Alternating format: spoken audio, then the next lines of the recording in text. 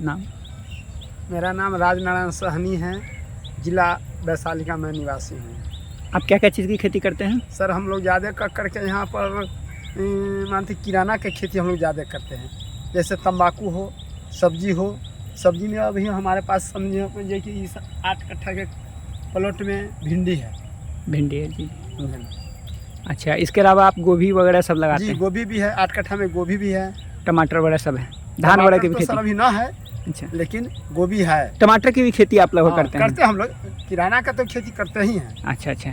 और फिर मतलब कि जो रासायनिक खेती आप जब से कर रहे थे, ठीक है, उसके विपरीत जो आयुर्वेदिक खेती, उसमें क्या लगभग आपको क्या फ़र्क दिखता है? रासायनिक खेती है कि समझिए कि उसमें किसान को लागत अधिक होता है, मुनाफा कम है। मुनाफा कम, समझिए ना। और ये हमारे पास ये ऑर्गेनिक खेती और ये आयुर्वेद का जो खेती है, इसमें समझिए कि आधे से कम खर्च में ये हमारे आयुर्वेद खेती का हमारा समझिए ये हो जाएगा इसका काम। इसमें लागत कम है, और जिसमें लागत कम होगा उसमें किसान को बेनिफिट होगा। इसीलिए हम लोग ज़्यादा करके इस पर निर्भर करते हैं और करना भी चाहते हैं। और आने वाले समय में भी हम और किसान भाई को भी इसका जानकारी देंगे। बिल्कुल बिल्कुल। और फिर जैसे कि आयुर्वेदिक खेती में आपको आयुर्वेदिक दवा खरपतवार के लिए उपलब्ध है, जो किसी प्राकृतिक में या जैविक में इस सब में नहीं उपलब्ध है। तो किसानों का जो हमारे यशस्वी प्रधानमंत्री नरेंद्र मोदी जी की जो मुहिम है किसानों की आय को लगभग दुगनी करने का, तो वो तब तक नहीं हो सकता जब तक किसान का खरपतवार की समस्या का निदान नहीं होता है। और इस जो ये अभी समय है, इस मौसम में समझिए कि किसान को कमर को तोड़ने वाला काम जंगल है, और जंगल जिस खेत में नहीं होगा तो किसान अपूर्ति से समृद्धि की ओर बढ़ेगा। इसलिए कि उसको जंगल हटाने में ही उसको सबसे ज़्यादा परेशानी होता है।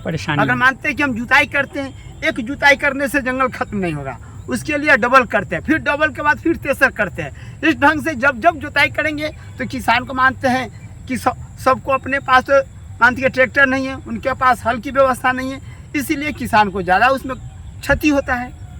अगर जंगल खत्म हो जाए तो किसान समझिए कि प्रधानमंत्री नरेंद्र मोदी जी का जो सपना है किसान सशक्त होने का, वो जरूर मेरा सफल होगा। जरूर सफल होगा, बिल्कुल। और जैसे कि और खरपतवार की समस्या का समाधान जो रासायनिक में है, वो उसका दुष्परिणाम भी आता है फसलों पे, क्योंकि उसका और एक बात और है कि मानते हैं जो रासायनिक विधि से जो खेती करते हैं उसमें हमारे मानते हैं कि जाल माल की भी क्षति होती है।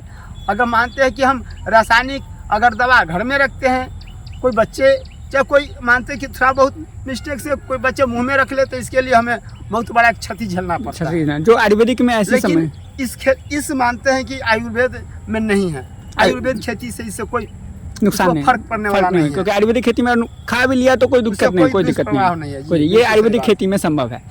और आयुर्वेदिक खेती में जैसे प्राकृतिक खेती के बारे में भी कहा जाता है, जैविक खेती का, लेकिन प्राकृतिक खेती जैविक खेती में आपको समय लगता है उसको दवा को तैयार करने में, जैसे प्राकृतिक खेती में भी समय, लेकिन क्या आयुर्वेदिक खेती में तो दवा बिल्कुल तैयार ही होती है, सिर्फ आप उसको स्प्रे करना है, सिर्फ विधि द्वारा उसको तैयार करना है, उसको सिर्फ उसको फिर छिड़काव कर देना है, उसमें समय आपको नहीं लगता है। लगभग आपको कितना समय लगता है? आधे घंटे में आपका काम हो जाता है आयुर्वेदिक दवा को छींटने में, दवा को तैयार करके छींटने में। हाँ, मानते हैं कि अगर ऐसा होगा तो समझिए कि 5 हमको कट्ठे में अगर इसका छिड़काव करना होगा तो मुश्किल से मानिए कि सब दवा तैयार करते हुए में आधा घंटा से 45 मिनट लगता था। लेकिन वही प्राकृतिक खेती में आपको बड़ा ड्राम में घोल लेना पड़ता है, गोमूत्र लेना पड़ता है, बहुत सारा विधि करना पड़ता है, जो कि आयुर्वेदिक खेती में इस तरह का झंझट नहीं है। और आयुर्वेदिक खेती ऐसा है जो कि एक ही दवा जो है सभी प्रकार के फसलों में सभी प्रकार की बीमारी को कंट्रोल करती है। चलिए ठीक।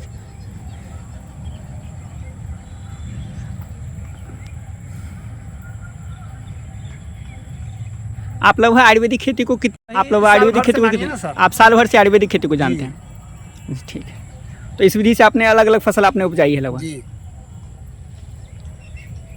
देख सकते हैं। इनका भिंडी है और गोभी भी लगाए हुए हैं 8 कट्ठा में, धान भी उपजाते हैं। इनका नाम हो गया राजनारायण सहनी। राजनारायण सहनी, वैशाली जिला के निवासी हैं। सर आपका बहुत बहुत धन्यवाद। Thank you so thank you much. Sir.